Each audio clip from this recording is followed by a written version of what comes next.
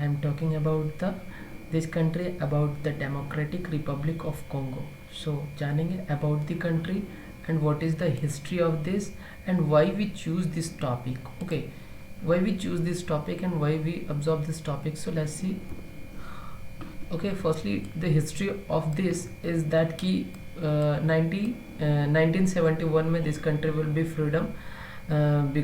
Before this 1971 it is the colonial part of the British, and then the population is this country is 11 crore, and this is the landlocked country.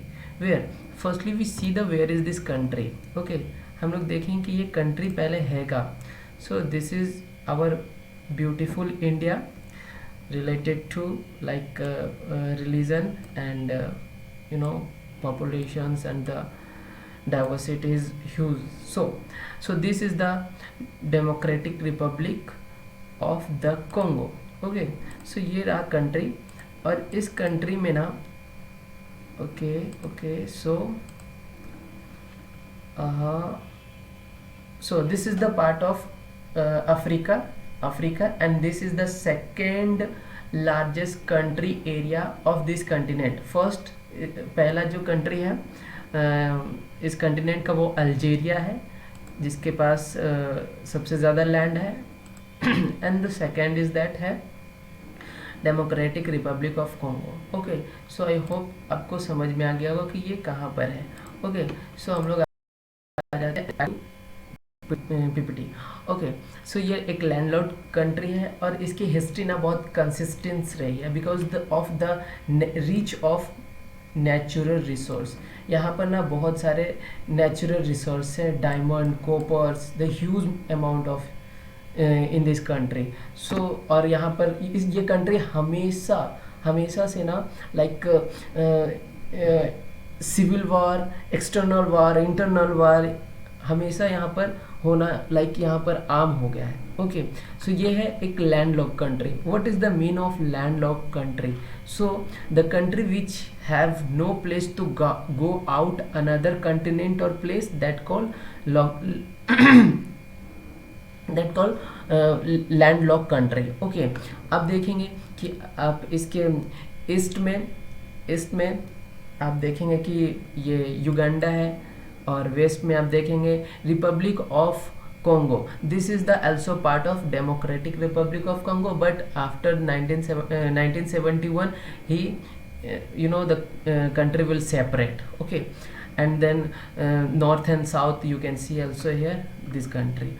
Okay, so it is the landlocked country. And why we choose this topic? Because of volcano. Okay, because of volcano.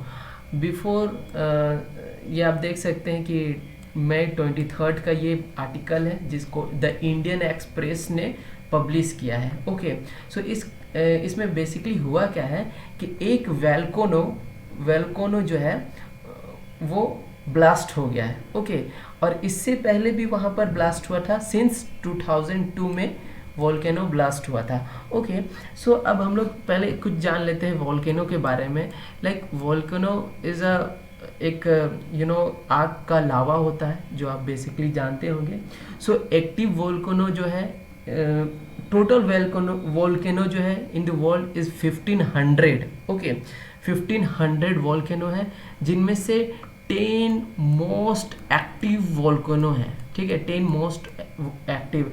वो 10 most active में मैं कुछ नाम बता देता हूँ, जैसे रसिया, Iceland, France में भी है, जर्मनी में भी है. Okay, sorry, not in France, Iceland है. Okay, so those are country have most active volcano.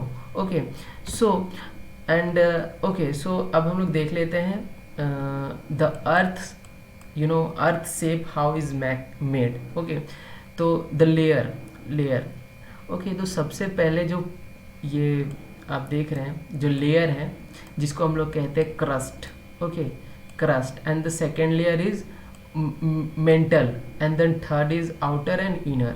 Okay, अब हम लोग देख लेते हैं कि ये किससे बना है. तो जो पहला क्रस्ट जो है वो सिलिकॉन और एल्युमिनियम से बना हुआ है. ठीक है ना, सिलिकॉन एंड एल्युमिनियम से बना हुआ है. एंड सेकेंड जो है मेंटल, वो बना है सिलिकॉन और मैग्नीशियम से.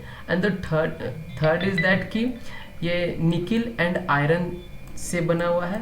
एंड फोर्थ जो ये आप सेंटर देख रहे हैं जिसको हम लोग कोर कहते हैं in geography which call in core, और ये जो कोर है वो पूरी तरह से आयरन का बना हुआ है। ओके, ये आयरन का बना हुआ है।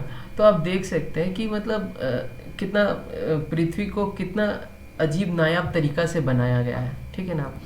This is the natural made man, sorry made things. Okay, so that's it. और आज का वीडियो मेरा बहुत शॉर्ट रहा, लेकिन फिर भी मैं बताना चाहूँ कि why this make video I am.